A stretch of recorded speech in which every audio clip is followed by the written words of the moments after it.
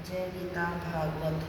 ब्रह्मा जी ने मुझे यह वरदान दिया था कि तू न दिन को मरेगा और न रात्रि को, परंतु इस संध्या का समय है, इसे न दिन कहा जा सकता और न ही रात्रि। मैंने ब्रह्मा जी से यह वरदान मांगा था कि तुम्हारे द्वारा बनाया गया कोई भी जीव मुझे न मार सके। तो यह स्वरूप ब्रह्मा द्वारा निर्मित नहीं है। इन सब बातों को देखते हुए यह जान पड़ता है कि ब्रह्मा जी का वरदान भी मिथ्या न होगा और यह विचित्र जीव मुझे भी मार डालेगा। इस प्रकार विचार करते हुए हिरण्यकश्यप ने नरसिंह के सम्मुख जाकर उनके ऊपर अपनी गदा का प्रहार किया। यह देखकर नरसिंह जी उसकी गदा पकड़कर उसे इस प्रकार लड़ने लगे जिस प्रकार बड़े पहलवान अपने शिष्यों को कुश्ती लड़ना सिखाते हैं। उस समय ब्रह्मा जी तथा इंद्र आदि देवता अपने मन में इस प्रकार विचार करने लगे कि यदि नरसिंह द्वारा हिरण्यकश्यप का संहार नहीं हुआ तो हमारे कष्टों का अंत किस प्रकार होगा।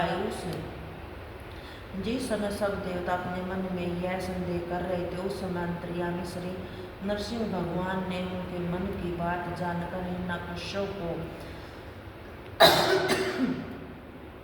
अपने दोनों हाथों से पकड़कर उठा लिया। तदुपरांत वे उसे सभा स्थल से हटाकर दरवाजे की टोटी पर ले आए। वहां उन्होंने हिरण्यकश्यप को बालकों के समान अपनी जांघ पर लिटा लिया तथा अपने पैने नाखूनों से उसका पेट चीर डाला। हे राजन, जिस प्रकार नरसिंह भगवान ने हिरण्यकश्यप का पेट चीरा, उस समय वह हंस पड़ा।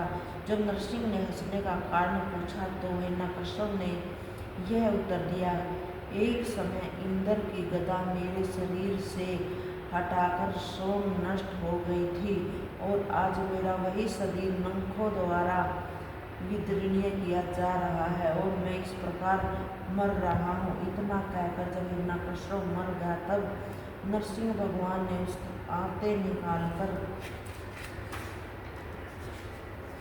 माला के समान अपने गले में पहनी। तदुपरांत वे राजसिंहासन पर जा बैठे। हे युधिष्ठिर, उस समय नरसिंह भगवान का क्रोध देखकर संसार के सभी जीव भय के मारे कांपने लगे। तब देवताओं ने ब्रह्मा जी से यह कहा कि हे पितामह, आप नरसिंह की स्तुति करें। यह सुनकर ब्रह्मा जी ने नरसिंह के समीप जाकर सर्वप्रथम उनकी परिक्रमा की। तदुपरांत ने नरसिंह के समीप जा तदुपरांत दंडवत प्रणाम करके इस प्रकार स्तुति करने लगे, हे त्रिभुवनपति, आप आदि पुरुष हैं। आप ही सब जीवों की उत्पत्ति, स्थिति एवं प्रलय करने वाले हैं। किसी भी प्राणी में इतनी सामर्थ्य नहीं है कि वह आपकी स्तुति कर सके। हे प्रभु, अब हिरण्यकश्यप का संहार हो चुका है, अतः आप अपने क्रोध को शांत कीजिए। ब्रह्मा जी द्वारा इस प्रकार स्तुति की जाने पर भी जब नरसिंह भगवान को क्रोधपूर्ण दृष्टि से उनकी ओर देखा तो वे भयभीत होकर लौट आए। उस समय देवताओं के कहने पर भी श्री शिव जी ने नरसिंह के पास जाकर इस प्रकार स्तुति की, हे दीनबंधु, आपने भक्तों की रक्षा के लिए अवतार धारण किया है, तथा आप हिरण्यकश्यप का संहार हो चुका था। आप अपने को क्रोध शांत कीजिए। महाप्रलय के समय आपके क्रोध से तीनों लोक नष्ट हो जाते हैं, अतः आपका अक्षमा करना उचित है, अन्यथा आपकी इस क्रोधनी से संपूर्ण जीव भस्म हो जाएंगे। शिव जी द्वारा इस प्रकार स्तुति की जाने पर भी जब नरसिंह का क्रोध शांत नहीं हुआ, उस समय इंद्र ने हाथ जोड़कर इस प्रकार प्रार्थना की कि हे प्रभु, हिरण्यकश्यप के मारे जाने पर सब देवताओं का दुख दूर हो गया है। वह दुष्ट यज्ञ में देवताओं के भाग को स्वयं ग्रहण करता था, अतः हम लोग अपना अपना भाग पुण्य प्राप्त कर लेंगे, इसलिए आप अपने क्रोध को शांत कर ले।